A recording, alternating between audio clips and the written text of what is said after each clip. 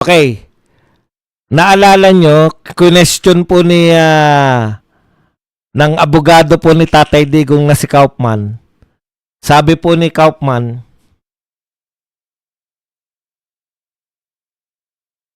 bakit nagpapatuloy yung tinatawag nyong EJK? Bakit wala nag-iimbestiga kay BBM? 'Di ba? Ang sagot ng abogado, kasi yung kliyente mo, si Rodrigo Duterte, nag-withdraw na sa ICC kaya hindi na pwedeng imbestigahan si BBM ng ICC. Ayun naman pala, aminado pala kayo na nag-withdraw na eh. Bakit tuloy pa rin ang kaso ng ICC kay Tatay Digong? Yung jurisdiction ng ICC depende sa pakinabang nila. Hanggang si Duterte lang po ang target nila eh. Bakit? Bakit hanggang kay Duterte lang? Baka walang pambigay ng maleta yung Baka walang pambigay ng maleta yung mga Duterte, kaya hindi po pwede na yung administrasyon ngayon ang imbestigahan. Same po ang question namin, hindi na member ang Pilipinas, bakit nakakulong sa inyo si Tatay Digong?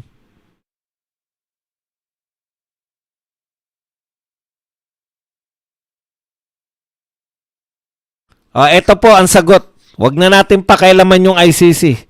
At wala na, sabi ni Tatay Digong? Wala na, hindi na ako umaasa dyan.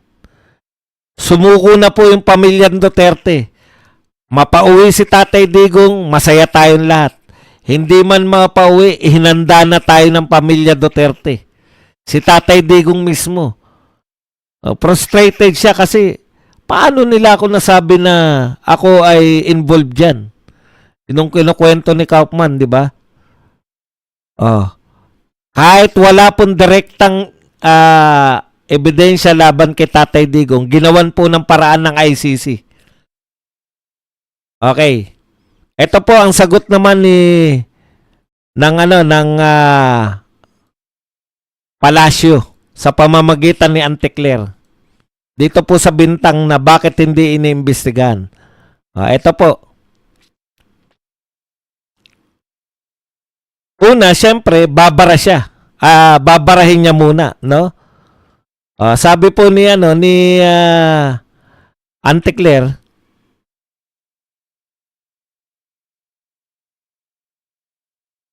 if there are pieces of evidence that can be submitted, then that's the right time to investigate this matter. Hindi po gugustuhin ng Pangulo na mabahiran ang administrasyon na ito ng magdugong extrajudicial killing dahil hindi po yan ang kanyang legasiya. Opo, wala po siyang legasiya kahit ano. Saan po nanggagaling ang impormasyon kung sino po ang nagsabi niyan? Magbigay agad sila ng kanilang mga detalye sa PNP, CIDG, NBI para ito po ay maimbestigahan. Ayun naman pala badong Pinaiimbestigahan naman pala, paiimbestigahan pala ng Palacio yung EJK ngayon. Ano yung sabi niya? If there are pieces of evidence that can be submitted. Eto palang mga to, naghihintay lang talaga ng ebidensya. So, nakatunganga lang sila, tutunganga lang hanggat may dumating na ebidensya sa kanila. Narinig po namin si Kaufman Ano sabi ni Kaufman? Galing to sa UP, University of the Philippines. Ibig sabihin, hindi nyo po kukunin man lang sa UP, hindi nyo man lang. Kung totoo ang sinasabi mo, Anticler, na willing kayong imbestigahan, nariyan lang yung UP Pero iba yung sinasabi niya If there are pieces of evidence that can be submitted, kinakailangan po kayo magsasubmit para nila ma-aksyonan. So pag wala po sinubmit yung UP na pinagbatayan po ni Kaufman ang sinasabi niya na malawak pa rin po ang patayan ngayon, hindi sila mag-iimbestiga. 'Di ba? Pero hindi pa rin ako maniniwala kahit na mag-submit ang UP hindi pa rin po nila iimbestigahan yan. Or, worse, makikita po nila, mag-iimbestiga sila para palabasin na si Duterte pa rin ang may kasalanan kahit nakakulong na siya matagal ng panahon sa mga AJK ngayon. Alam niyo po, completely, maling-mali po yung mga premise niyo eh. O, palagay na natin, totoo yung sinasabi ni Auntie Claire. Pag may nagbigay sa amin ng ebidensya, pag may nakapag-produce ng ebidensya, iimbestigahan namin. Maniwala tayo kay Auntie Claire halimbawa. Huwag natin siyang pagdudahan. Totoo ba yan, Auntie Claire, pag may naglabas ng ebidensya, iimbestigahan nyo? O, eto Auntie Claire. Lumabas yung 18 ex-soldier. Babalik natin. Lumabas ang 18 ex-soldier kasama si Attorney Baligod. Naglabas sila ng mga ebidensya. Ano ang sinabi mo? Ano sinabi mo? Fake news? Paulit-ulit na lang, fake news? Kaya to, salitaan lang to. Kahit magbigay sa'yo ng ebidensya, kailangan marinig din po ang mga taong inakusahan. Tama po yun. Eto po, pag-amin ba yun na talagang may patayan sa panahon ni dating Pangulong Duterte? Ikaw naman, Auntie Claire, naglolokohan pa tayo. Wala bang patayan nung panahon ni Tatay Digong? Wala naman po nagdi-deny na walang patayan eh. Ang sinasabi natin, yung mga utos ni Tatay Digong hindi po illegal. Kaya po may mga patayan kasi may mga hinuhuli sa kampo po ng pulis. Paano nyo naman natiyak na yung ibang patayan ay totoong pulis lahat? Lahat ba na namatay, pulis lahat? Wala po bang instance sa paningin po ninyo na pwedeng maglinis yung mga drug lord, etc.? Yung mga involved po sa droga, wala po silang kakayahang pumatay, panay pulis lang po. Huwag mo nang baliktarin na di inaamin din ni Kaufman na may patayan talaga. Sino po ba nagsabing walang patayan? Ang tinatanggihan po namin, 30,000 yung namatay. Wala po ba namatay? Kaya nga, sabi nga ng isang viewer natin, kaya nga effective dahil may namatay. Kaya nga natakot sila, di ba?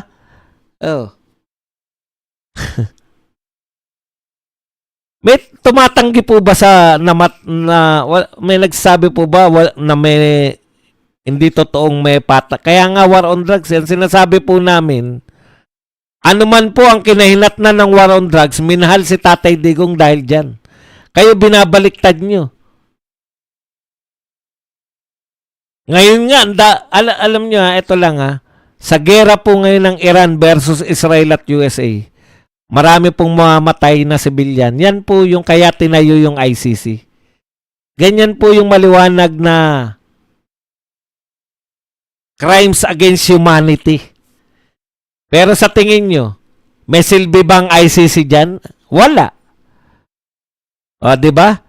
Yung pong legal na utos ng presidente ng Pilipinas na mag-conduct kayo ng war against drugs, yun po ang pinagdiskitahan. Legal po yun sa Pilipinas. Sa kanila, illegal yun.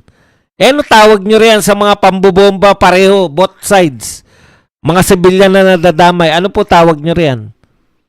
Wala lang. Kaya kayo tinayo dahil dyan.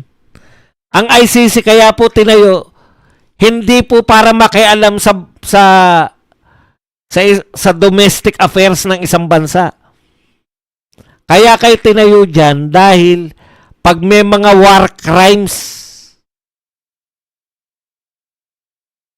international, dapat involved dalawang nationality. Sino po involved dito sa war on drugs ni Duterte? Anong mga nationality? Pilipino at saka Bisaya? Putang, pareho lang yun. Parehong Pilipino yun eh. Bakit papasok yung international? Parehong Pilipino ang involved. Diyan kayo makialam, oh. Yan yung imbestigahan nyo.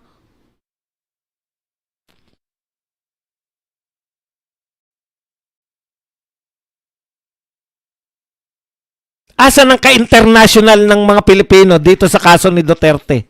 Wala.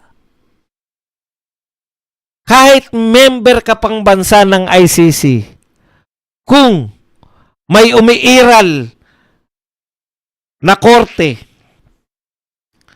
may functioning judicial system sa bansa na yan, kahit member ka pa niyan, hindi ka pwedeng pumasok.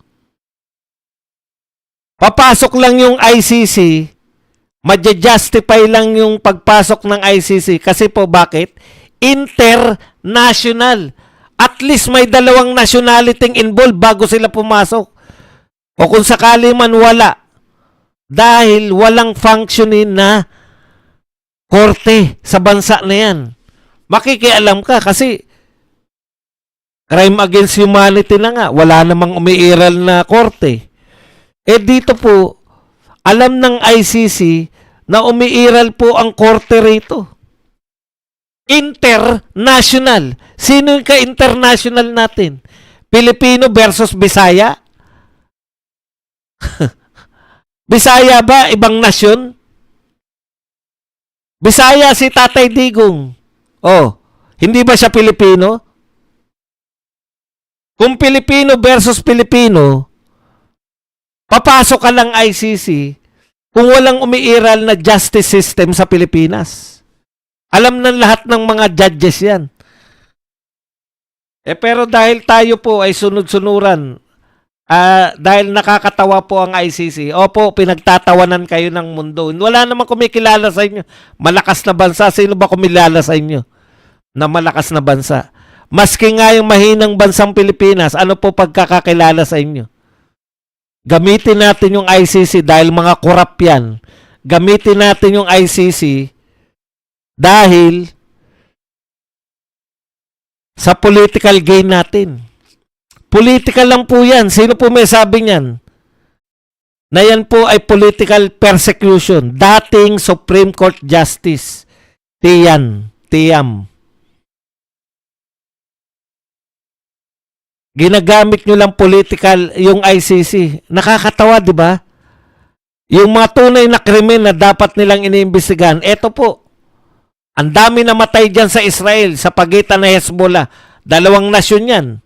Palestino, nasyon. Israel, nasyon. International. Pasok na pasok kayo dyan. Ukraine, isang nasyon. Russia, isang nasyon. Pasok na pasok yung ICC dyan. Bakit hindi kayo dyan magmarunong?